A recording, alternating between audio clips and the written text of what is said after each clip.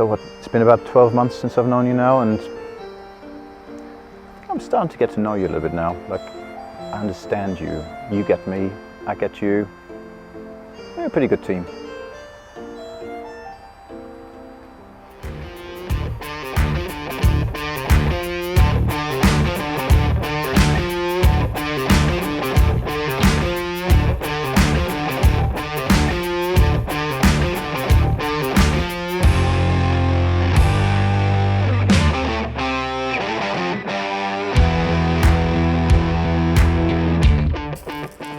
So it's about 12 months since the Mavic 3 was first introduced, and I thought it'd be a good idea to have a little chat about how it's fared up mechanically over that time, because you might remember when it first came out there was a lot of skepticism about the product, not just in terms of its quality, its image quality and its smart features, but also about how it's going to fare up after a year's worth, 2 years worth of usage. So I've done about 300 hours worth of flying with this, which isn't the most people have ever done, but it's a reasonable amount, and it's faced fog, it's flown in dusty environments, and it's even fallen off the top of the roof of my car once, so it's had a fair battering. So let's have a look at this.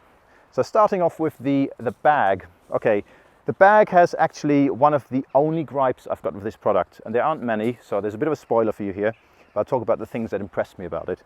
This bag, if you look at this grip here, has weathering on this side and on that side. And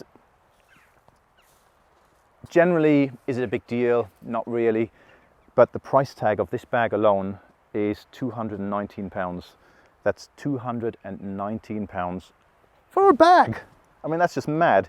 If you think about what £219 can get you, you can get for another £50, £270, you could get a DJI Mini SE.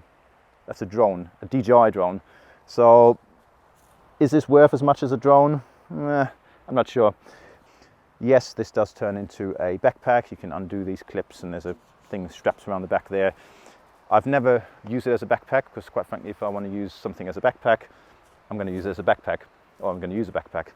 So I'm not overly fussed about that. The fabric and the material in this is nice. I mean, it does take a beating. I've just so delicately placed this on some chalk. That's going to come off, so I've got no concerns there. The next thing, as you open this up, everything's still working fine. The compartments are in place. The Velcro hasn't started to come loose. It's quite annoying when these compartments start to sort of flop all over the place. That's not the case for this, so I'm happy with that. But yeah, it's just that handle. The second thing I'm going to talk about as a minor gripe is this little Velcro strap, which is such a minor little point, and these probably cost pennies, but this is so pathetic and flimsy for a product which is supposed to be a premium product. It might just be me, maybe I'm clutching at straws a bit too much here, but this little thing, I just want something a bit more meaty on there. The Velcro's starting to lose it's not really clinging on that well anymore. So yeah, it's nothing major, but there you go, minor gripes. Moving on from that, the other accessories,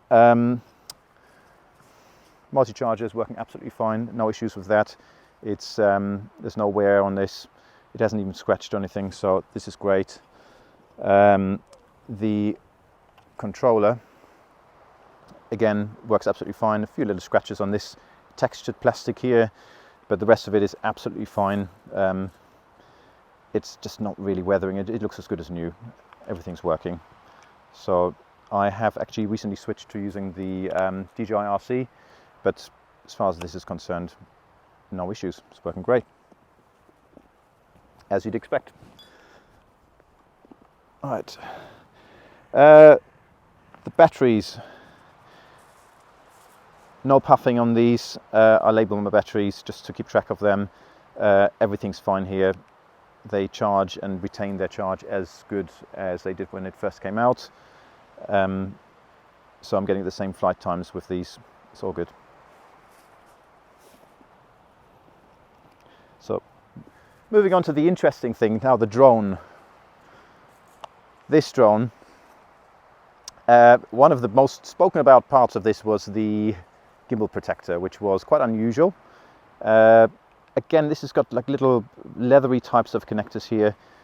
They actually, as you take this off, they've become a bit more flimsy than they were to start with. They've lost their rigidity, but that really doesn't matter, because as you put this on, it sort of flops down like that. Flick your props in, bring around, and everything's fine. This is all taut, and that's working a treat. Moving from the gimbal protector to the next interesting point. If we take this off, there was a lot of criticism to start with about the gimbal rubbing against these arms. So people might remember that there was a lot of complaints about scratches on the actual gimbal, scratches on the arms. Now I have actually left these little sticker protectors that it comes with on there. But even judging by the state of these stickers, I'd be surprised if you look after this properly, if there would have been much wear. So there have been some cases. What I would recommend is when you're packing this away for a long journey and you put this gimbal protector on, it's quite easy to catch this and dislodge it from the locking mechanism, and it doesn't take much force to unlock it. So I would say that if you're about to go to a new location and you've got a couple of 100 miles worth of traveling to do, it's worth just powering this up again, get it to relock, and then put the gimbal protector on. Because what can happen is, if this is on the gimbal protector and it's not locked in place, then you can get that movement, and then it might start rubbing against your arms. So it's quite important that that locking mechanism is in place when you stack this away. Literally turn it on, let it relock itself, turn it off again, you're good to go. Right. There you go, it's just dislodged another axis, just like that, so it's very easily to do. The gimbal itself, if we just take these arms out, is in perfect condition. The amount of play on this is how it was to start with. Everything works fine. The locking mechanism still works really well. It doesn't have any more play in it than it did to start with, so I'm really happy with that. There's no real wear, scratches or anything on there. So again, about 200 hours of flying, no real wear on this. It's as good as new, so I'm happy with that. The attachment of the filters still clicks in place nicely. Very happy with that. Okay, moving on from that, the arms. I love a good hinge. The one thing that struck me about the Mavic Air 2 compared with the Mavic 2 Pro was the quality of the hinges on the Mavic Air 2. It just didn't feel as solid as this does. It kind of didn't spring back to position as well as the Mavic 2 did. I was pleased with the Mavic 3 when these hinges it just feels nice. It locks in place and it goes all the way. You don't have to push it up. It actually does what it's supposed to. So these hinges feel exactly how they did when it was new, and that's good. The motors have no play, so if you hold the arm and you just try and tilt these, anyone coming from the FPV world will know that motors, with time, the bearings start to go. You get a little bit of play in there and that'll translate into noise, but these are absolutely perfect. So I don't know what DJI do, but generally DJI motors just stay nice and smooth and don't generate play. One issue I had with this when I first got it were these little LED. You can hear there's almost like a rattling noise. It's just not sitting perfectly in place. It's almost like it's just not seated very well. Now that was a bit of a concern for me, not so much for the fact that it's not seated, but more for the concern about, is it going to fall off with time? And I'm pleased to find that after 1 year of using this, all of these are still in place. I didn't have to stick anything back on, didn't have to send it back to be replaced. So very happy with that. But yeah, that was another little gripe that people had with the product. The main gripes really were, apart from things like the magenta casting and missing features, remember missing features, was fouling or rubbing between this and the arms, these things coming a bit loose. And yeah, that was really the main structural issues people had to start with.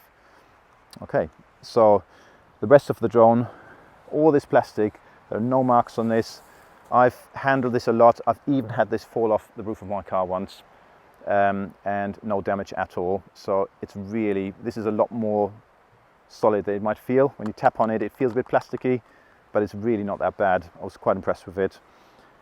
This plastic at the back here, it's got a funny rubbery texture almost. If I run my finger nail across it, you can see it leaves like a little mark like that. Something like that, it's, you know, with time, what's it going to look like? Is it going to look like it's 50 years old? But those marks actually come off, so that rubbery texture doesn't really matter. So that's great. Underneath, again, no scratches at all. Little concerns you might normally have are this little flap here. That's just held on by little rubbery hinges like this.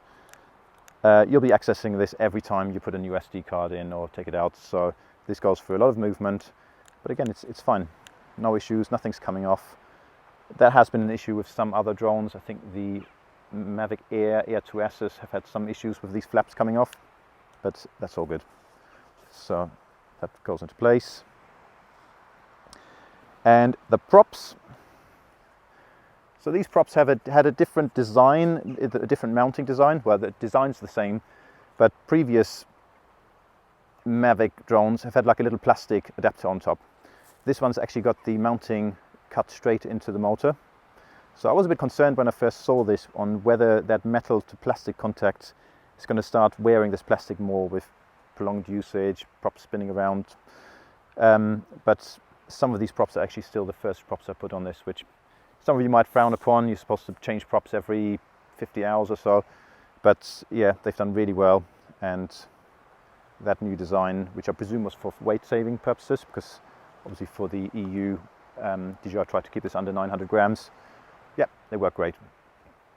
So that is pretty much everything. The drone, I am really impressed with how well this drone's held up. It's been 12 months now. Like I said, about 300 hours. I'd be very surprised if anyone who flies twice as much as me, 3 times as much as me, or in 2 years' time, will see much deterioration on this product. It's literally built like a tank. It might not seem like it, but it does take a bit of a battering. And I think the build quality of this does justify its high price. So I'm going to go and fly now. Thanks for watching. Subscribe and like and all that jazz. And I'll see you soon. Bye-bye.